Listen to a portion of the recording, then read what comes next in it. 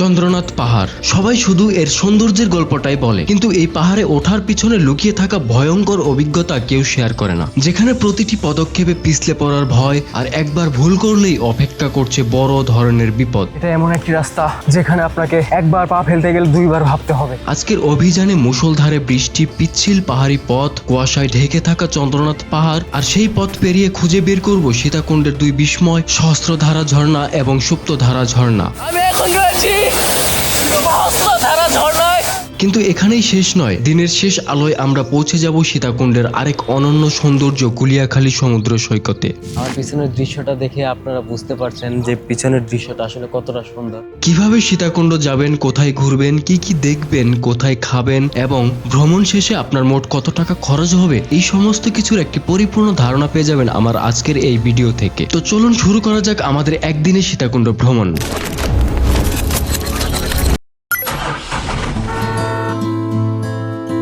বাংলাদেশের প্রায় সব জেলা থেকে সীতাকুণ্ডে আসা যায়। রাজধানী ঢাকা থেকে বাস কিংবা ট্রেনে খুব সহজেই পৌঁছে যেতে পারবেন সীতাকুণ্ডে। পরিবহন ভেদে জনপ্রতি ভাড়া পড়বে প্রায় 700 থেকে 1200 টাকার ভেতরে। ঢাকা থেকে রাতে যাত্রা শুরু করলে ভোরের মধ্যেই পৌঁছে যাবেন সীতাকুণ্ডে। বাস বা ট্রেন থেকে নেমেই প্রথমে চলে আসুন সীতাকুণ্ড বাজারে। সীতাকুণ্ড বাজার থেকে আপনারা সকালের নাস্তাটি সেরে নেবেন। এরপর অটোরিকশায় রওনা দিন চন্দ্রনাথ পাহাড়ের উদ্দেশ্যে। অটো দিয়ে খুব সহজে আপনারা সেই চন্দ্রনাথ পাহাড়ে যেতে পারবেন। সীতাকুণ্ড বাজার থেকে পাহাড়ের প্রবেশ পথ পর্যন্ত জনপ্রতি ভাড়া লাগবে মাত্র 20 টাকা। এখন আমি অটো থেকে নেমে গেলাম। অটো থেকে নেমে এখানে আপনারা বেশ কিছু ছোট ছোট দোকান দেখতে পারবেন, যেখান থেকে আপনারা চাইলে পানির বোতল এবং পাহাড়ে ওঠার জন্য লাঠি কিনে নিতে পারেন। এগুলো লাঠি কত করে ভাইয়া? লাঠি 40 টাকা, লাঠি ব্যাগ করলে 20 টাকা দিতেন। তো এখান থেকে আপনারা লাঠি যদি নেন, একটা লাঠির দাম পড়বে 40 টাকা, এবং আপনি যদি ঘুরে এসে আবার ফেরত দেন সেক্ষেত্রে আপনাকে 20 টাকা ফেরত দেওয়া হবে। তো এখান থেকে আমি এখন একটা লাঠি নিয়ে নিলাম। আমি একটি লাঠি হাতে নিয়ে হাঁটা শুরু করলাম। কিছু দূর এগোতেই সামনে দেখা মিলল দুটি রাস্তা। একটি হচ্ছে চন্দ্রনাথ পাহাড়ের চূড়ায় পৌঁছানোর জন্য এবং অপরটি হচ্ছে একটি মন্দিরে যাওয়ার রাস্তা। এরপর আমি বাম পাশের পথ দিয়ে হাঁটতে শুরু করলাম। শুরু থেকেই বৃষ্টি ভেজা পাহাড়ি পথ যেন বুঝিয়ে দিচ্ছিল আজকের যাত্রা মোটেও সহজ হবে না। এখনই ভয়ঙ্কর রাস্তা শুরু, এই রাস্তা দিয়ে যেতে হবে। যদিও বৃষ্টি ছাড়া রাস্তা এরকম পিচ্ছিল থাকে না, বৃষ্টির সময় আসার জন্য আপনারা এরকম পিচ্ছিল রাস্তার দেখা পাবেন। কোথা থেকে আসছেন? আমরা হচ্ছে আপনার বগুড়া থেকে, কিন্তু পানিটা আসার কারণে ধরেন যে আমার নষ্ট হয়ে গেছে। আপনাদের অনুভূতি কি? অনেক বিনোদন করছি। পথ যত এগোচ্ছিলাম চারপাশে দৃশ্য ততই বদলে যাচ্ছিল। ঘন সবুজে ঢাকা পাহাড়, কুয়াশায় হারিয়ে যাওয়া গাছপালা, প্রতিটি দৃশ্য যেন থেমে গিয়ে উপভোগ করার মতো। হঠাৎ করে একটি ছোট ঝর্ণার দেখা পেলাম। এই হচ্ছে সেই ঝর্ণার ভিউ। এখানে আসতে অনেকটাই কষ্ট হয়েছে, বৃষ্টির ভিতরে আমি ঘেমে গিয়েছি। আর এই ঝর্ণার ভিতরে আমি বেশিক্ষণ সময় কাটাবো না, এখান থেকে এখন আমরা চলে যাব। বৃষ্টি ভেজা পাথর আর কাদাময় পথে লাঠির সাহায্যে ধীরে ধীরে এগিয়ে যাচ্ছিলাম। যত উপরে উঠছিলাম পথ ততই খাড়া আর চ্যালেঞ্জিং হয়ে উঠছিল। এখান থেকে একটু সুন্দর ভিউ দেখা যাচ্ছে। পথে দেখা হলো আরো অনেক পাহাড় প্রেমীদের সঙ্গে। সবার চোখে মুখেই ছিল এক অন্যরকম উচ্ছ্বাস। কত দূর দূরান্ত থেকে এসেছে এই পাহাড় প্রেমী ভক্তরা। এখানে সবাই একটু রেস্ট করে নিচ্ছে। আমার অবস্থা দেখে আপনারা বুঝতে পারছেন, বৃষ্টির ভিতরেও একদম ঘেমে গিয়েছি। এরকম ভয়ঙ্কর জায়গাগুলোতে একা একা ঘোরার পিছনে আলাদা একটা মজা আছে, কারণ একা একা ঘুরলে এই প্রকৃতিকে নিজের মন থেকে অনুভব করা যায় এবং প্রকৃতির সাথে একদম গভীরভাবে মেশা যায়। আমি এখন অনেকটা চলে এসেছি, আমি জানি না আর কতটুকু আমাকে হাঁটতে হবে। আমি অনেকটাই ক্লান্ত। এটা এমন একটি রাস্তা যেখানে আপনাকে একবার পা ফেলতে গেলে দুইবার ভাবতে হবে। এটা হচ্ছে শ্রী শ্রী বিরূপাক্ষ মন্দির। এই মন্দির থেকে আমরা সুন্দর একটা ভিউ দেখতে পাচ্ছি। দেখুন, অসাধারণ মেঘ আর সবুজ শ্যামল পাহাড় সব মিলিয়ে এক অপরূপ সৌন্দর্যের রূপ ধারণ করেছে। এরপর আমাদের কারো উপরে উঠতে হবে। আর এখানে দেখতে পাচ্ছেন রাস্তার কি অবস্থা, অনেক বেশি পিচ্ছিল। এখানে খুব সাবধানে নামতে হবে। এই লাঠিটা আমার কতটুকু উপকারে আসছে এটা আমি এখানে এসে বুঝতে পারলাম। অবশ্যই আপনারা এখানে আসার আগে এরকম একটা লাঠি নিয়ে নেবেন। বৃষ্টি ছাড়া অন্যান্য সময় এখানে আপনি অনেক মানুষের সমাগম দেখতে পারবেন। অনেক যোগ দেখতে পাচ্ছি যেগুলো আপনার পায়ে ঢুকে যেতে পারে, আপনার রক্ত চুষে নিতে পারে। এই বিষয়গুলো আপনি একটু খেয়াল রাখবেন। আপনি সবসময় আপনার পায়ের দিকে দেখবেন আপনাকে যোগ ধরেছে কিনা। চেষ্টা করবেন জঙ্গলগুলোর কাছ দিয়ে না যাওয়ার। যে রাস্তাটিতে আমি রয়েছি এখান থেকে যদি একবার পা পিছলে যায় এখানে পড়ে যেতে হবে। আর এখানে পড়ে গেলে কি অবস্থা হবে সেটা কিন্তু বুঝতেই পারছেন। এতটুকু ওঠার পর এরকম একটা বড় পাহাড়ের দেখা মিললো। আমার যতটুকু মনে হচ্ছে এটি সর্বশেষ। এখান থেকে ওঠার পরেই আমাদের আজকের অভিযানটা সম্পন্ন হবে। কি অবস্থা আপনাদের? কোথা থেকে আসছেন? আমরা হচ্ছে সুনামগঞ্জ থেকে। সুনামগঞ্জ থেকে অনেক দূর। হাই দিয়ে দেন একটা। অবশেষে এত সুন্দর একটা ভিউয়ের দেখা মিললো। আর এস দেখুন, পাহাড় প্রেমী ভক্তরা কত দূর দূরান্ত থেকে ছুটে এসেছে। পাহাড়টা ওঠার পর আপনাদের কেমন অনুভূতি, আপনাদের অনুভূতি প্রকাশ করেন। কি বলবো ভাই, খুবই পাহাড়ে এসে এতেই আমরা ক্লান্ত হয়ে গেছি। ক্লান্তির ভিতরেও এই সুন্দর দৃশ্য দেখে আমাদের সকল ক্লান্তি দূর হয়ে গেছে। প্রায় 2 ঘন্টার দীর্ঘ আর কষ্টসাধ্য ট্রেকিং এর পর অবশেষে পৌঁছে গেলাম চন্দ্রনাথ পাহাড়ের চূড়ায়। আর এটাই হচ্ছে সেই ঐতিহাসিক চন্দ্রনাথ মন্দির।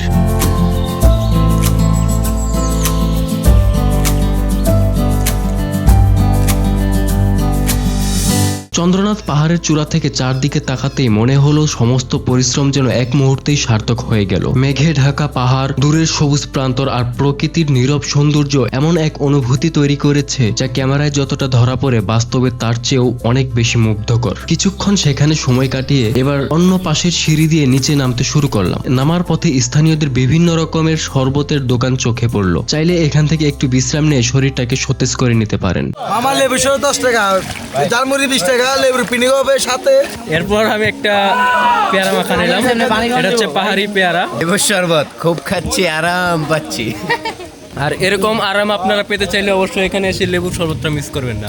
আর এখান থেকে নামার পর আপনারা দুইটা রাস্তা পাবেন, একটা হচ্ছে সিঁড়ি, এটা নিচের দিকে, আর একটা হচ্ছে বাম দিকে। এদিকে হচ্ছে সুপ্তধারা এবং সহস্রধারা ঝর্ণা পেয়ে যাবেন। এখান থেকে 3 কিলোমিটার মতো পথ আপনাকে হাঁটতে হবে। এখান থেকে গাড়িও যায়, তবে আজকে বৃষ্টির জন্য এখানে পর্যটক নাই, এখানে গাড়িও নাই। আর এই চন্দ্রনাথ পাহাড় থেকে এবার আমরা যাচ্ছি সহস্রধারা ঝর্ণার দিকে। এখানে আমি আরো 3 জন ট্যুরমেট পেয়ে গিয়েছি। আমরা 4 জন একত্রিত হয়ে হেঁটে যাচ্ছি। ভাইরা কোথা থেকে এসেছেন? আমরা from ঢাকা। আমার দুইটা মামা, ওরা দুজন বগুড়া থেকে আসছে। বগুড়া থেকে। আপনিও বগুড়া থেকে আসছেন? এরপর রওনা দিলাম সহস্রধারা এবং সুপ্তধারা ঝর্ণার উদ্দেশ্যে। সাথে সঙ্গী হিসেবে পেয়ে গেলাম আরো 3 জনকে। পাহাড়ি পথ ধরে হাঁটতে হাঁটতে দুপাশের সবুজ বন আর নির্জন পরিবেশ ভ্রমণটাকে আরো উপভোগ্য করে তুলছিল। এরকম স্ট্রাগল করে এই প্রাকৃতিক সৌন্দর্যকে উপভোগ করার মন মানসিকতা কিন্তু সবার থাকে না। শতকরা 2-1 জন মানুষ ব্যতিক্রম হয়, যাদের চিন্তাধারা অন্যরকম। তারা চায় পৃথিবীটাকে দেখতে এবং প্রকৃতির সাথে মিশতে। আমরা আসলে জীবনে লেখাপড়া শেষ করে চাকরি বাকরি করে এভাবেই জীবনটা পার করে দেই। সুন্দর একটা দৃশ্য দেখতে পারলাম, যার জন্য আমরা 4 জনে এখানে আসলাম। পুরো সীতাকুণ্ড শহর দেখা যাচ্ছে এখান থেকে, ক্যামেরায় বোঝা যাচ্ছে না মেঘের জন্য। এই দৃশ্যটা দেখে খুবই ভালো লাগলো। এখন এখান থেকে আমরা আবার হাঁটা শুরু করব। তাই আমি বৃষ্টি এলেই অবশেষে অনেকক্ষণ হাঁটার পর পৌঁছে গেলাম সহস্রধারা ঝর্ণায়। আর এখানে ঝর্ণা উপভোগ করার জন্য আপনাকে প্রথমে 50 টাকা দিয়ে একটি টিকিট কেটে নিতে হবে। এই একটা টিকিট দিয়ে আপনি 2টা ঝর্ণা দেখতে পারবেন, সহস্রধারা 1 এবং সুপ্তধারা 1। এই 2টা ঝর্ণা আপনারা দেখতে পারবেন। আপনাদের এরকম খাড়া সিঁড়িগুলো নামতে হবে, এখানেও সাবধানতা অবলম্বন করতে হবে যেন কোনো দুর্ঘটনা না ঘটে। এরপর এখান থেকে আমাদেরকে এই পানির উপর দিয়ে হেঁটে যেতে হবে। আমার সবচেয়ে ভয় করছে জোক। চলে এসেছি এবার এই জঙ্গলের মতো রাস্তা দেখতে পাচ্ছেন, এদিক দিয়ে যেতে হবে। অলরেডি ঝর্ণা দেখা যাচ্ছে। এরপরে যে সৌন্দর্যটা দেখতে পারলাম, এটার জন্য আমি মোটেও প্রস্তুত ছিলাম না। অসাধারণ, সত্যি অসাধারণ। এই অনুভূতি বলে বোঝানোর মতো না। অনেক পথ পরিশ্রম করে হেঁটে এই সুন্দর একটা জায়গায় এসেছি। আর এখানে আপনারা না আসলে এই সৌন্দর্যটা ভিডিওতে দেখে বুঝতে পারবেন না। সত্যি মহান সৃষ্টিকতার সৃষ্টি অপরূপ। আমি এখন রয়েছি সহস্রধারা ঝর্ণায়। এখানকার এই সৌন্দর্য আমি বলে বোঝাতে পারবো না। পাহাড় বেয়ে নেমে আসা ধূসর পানির ধারা আর চারপাশের প্রাকৃতিক পরিবেশ সত্যি মন ছুঁয়ে যাওয়ার মতো।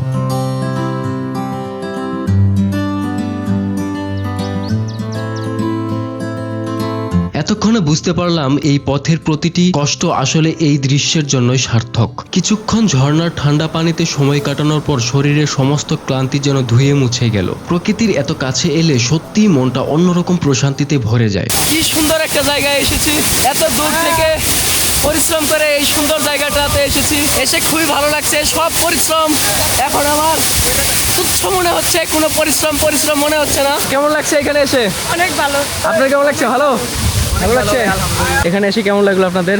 হ্যাঁ, আসলে প্রকৃতির মাঝে এসে খুবই চমৎকার মনোমুগ্ধ ফিল হয়। মানে ঢাকার যে যান্ত্রিক যে একটা কলহ, ওটা থেকে এখানে আসা আমরা নিঃশ্বাস নেওয়ার জন্য আর কি।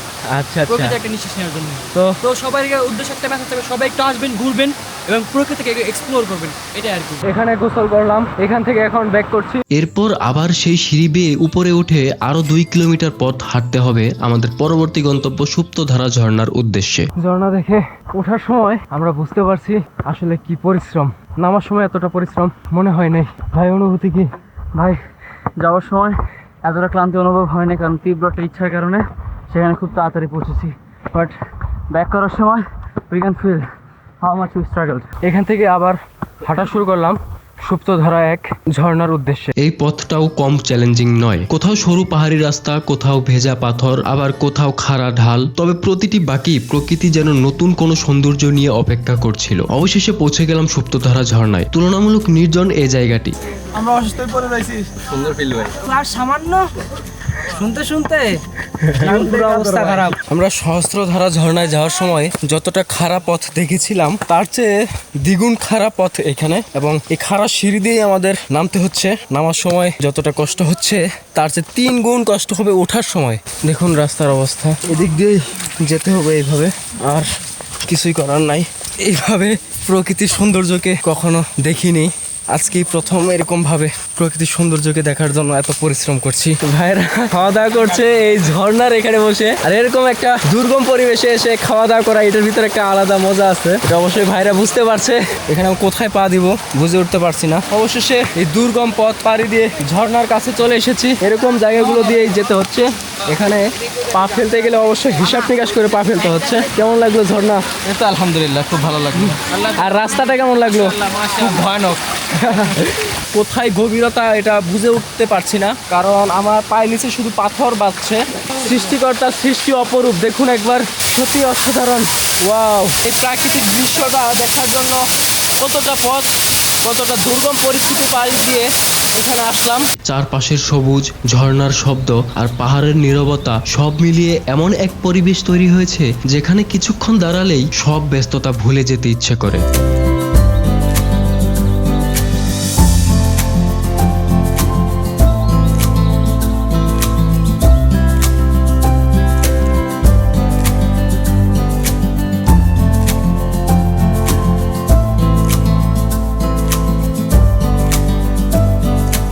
এবার এই দুর্গম পথ পাড়ি দিয়ে যাওয়ার পালা। এখানে কিছু সময় কাটিয়ে ছবি আর ভিডিও ধারণ করে এবার রওনা দিলাম পরবর্তী গন্তব্যের উদ্দেশ্যে। তবে তার আগে দুপুরের খাবার সেরে নেওয়াটা জরুরি ছিল, তাই আমি এখানে একটি স্থানীয় হোটেল থেকে দুপুরের খাওয়া দাওয়া শেষ করে নিলাম। আর হচ্ছে যে গরু মাংস 5 পিস থাকবে, সবজি আলু ভর্তা বা ডাল আনলিমিটেড থাকবে। থাকেন?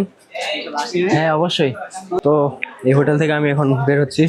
তাদের আপ্যায়ন খুবই ভালো ছিল এবং সার্ভিস খুব ভালো ছিল। এবার এখান থেকে সিএনজি করে আমি সরাসরি চলে যাব আবারও সেই সীতাকুণ্ড বাজারে। সীতাকুণ্ড বাজার গিয়ে সেখান থেকে আরো একটি সিএনজিতে করে সরাসরি চলে যাব গুলিয়াখালী বিচে। আর সুপ্তধারা ঝর্ণা থেকে সীতাকুণ্ড বাজারে যেতে সিএনজি ভাড়া লেগেছে 50 টাকা। সীতাকুণ্ড বাজারে পৌঁছে সেখান থেকে আরেকটি সিএনজিতে রওনা দিলাম গুলিয়াখালী সমুদ্র সৈকতের উদ্দেশ্যে। এরপর গাড়ি থেকে নেমে আমি হাঁটা শুরু করলাম, আর সামনে আমি বিচটা দেখতে পারছি। গুলিয়াখালীর প্রকৃতির সৌন্দর্য উপভোগ করতে চাইলে চেষ্টা করবেন বিকেলের মধ্যেই সেখানে পৌঁছাতে। সৈকতে পৌঁছেই চোখের সামনে ভেসে উঠলো এক ভিন্ন রকমের দৃশ্য। বিস্তীর্ণ সবুজ ঘাসের মাঠ ধীরে ধীরে গিয়ে মিশেছে নীল সমুদ্রের জলে। বাংলাদেশের খুব কম জায়গাতেই এমন ব্যতিক্রমী সৌন্দর্য একসঙ্গে দেখা যায়। এখানে এসে বসে আছি একা একা, আর এই সৌন্দর্যকে উপভোগ করছি।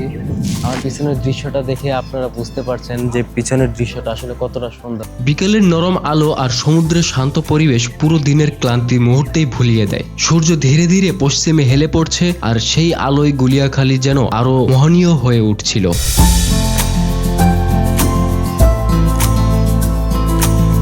কিছুক্ষণ এই অপার সৌন্দর্য উপভোগ করার পর আবার ফিরে এলাম সীতাকুণ্ড বাজারে। সন্ধ্যায় এখান থেকেই ঢাকা এবং বাংলাদেশের বিভিন্ন জেলার উদ্দেশ্যে বাস পেয়ে যাবেন। এভাবেই খুব সহজেই একদিনে ঘুরে দেখতে পারবেন চন্দ্রনাথ পাহাড়, সহস্রধারা ঝর্ণা, সুপ্তধারা ঝর্ণা এবং গুলিয়াখালী সমুদ্র সৈকত। তো এই ছিল আমার একদিনে সীতাকুণ্ড ভ্রমণ। আশা করি আমার এই ভিডিওটি আপনাদের ভ্রমণ পরিকল্পনায় সাহায্য করবে এবং বাস্তব অভিজ্ঞতার মাধ্যমে সঠিক ধারণা দেবে। ভিডিওটি যদি ভালো লাগে অবশ্যই ভিডিওতে একটি লাইক করবেন। আপনার কোনো মতামত বা প্রশ্ন থাকলে কমেন্টে জানাতে ভুলবেন না। আর এমন আরো সুন্দর ভ্রমণ ভিডিও দেখতে চাইলে অবশ্যই আমার চ্যানেলটি সাবস্ক্রাইব করে পাশে থাকবেন। দেখা হবে পরবর্তী নতুন কোনো অভিযানে। ততক্ষণ পর্যন্ত সবাই সুস্থ থাকবেন, ভালো থাকবেন। আল্লাহ হাফেজ।